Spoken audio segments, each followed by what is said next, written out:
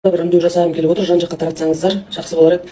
Мына TikTok желісін қолданатын әйел азаматтарға көбіне ескерту бұл. Қазақ жігіттерінің намысына тіл тигізуге болмайтындығын ескерткім келіп отыр. Қазақ жігіттерінің арасында сенің әкең бар, ағаң бар, інің бар. Бір нәрсе болса, бастарына бәле тілеп алады, тілдерінен келеді де еркектің жауапкершілігіне тіреп тастайды бәрін. Қазақ жігіттерінде жауапкершілік жоқ, қазақ жігіттері жұмыт, қазақ жігіттері жалқау, биткенде сөйткенде деп жатыр да. Біз, мысалға, қазақ қыздары қандай жетістікке жеттік, ұлт үшін біз не істедік айтыңыздаршы.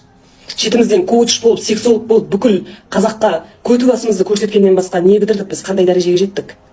Халықтың ақшасын жымқырғаннан басқа не бітірдік, әйелге қандай жетістікке жеттік айтыңыздаршы. Балаларды қатыгез қылып тәрбиелеп, көшеде қаншер қылып, қаншерге айналдырудан басқа не бітірдік біз? Қандай жетістікке жеттік біз? Еркектерге соншалықты көтімізді келетіндей қаншалықты жетістікке жеттік біз? Айтыңыздаршы. Қандай әйелдің жетістігі бар біздің Қазақстанда?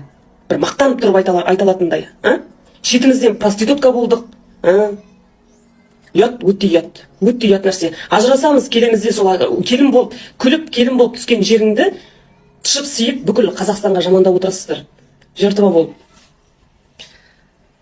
Психологтар ешқандай нәтиже көрсетіп жатырған жоқ. Психологтар Қазақстанның мына ажырасудың алдын алуынан ешқандай нәтиже көрсетіп жатырған жоқ психологтар.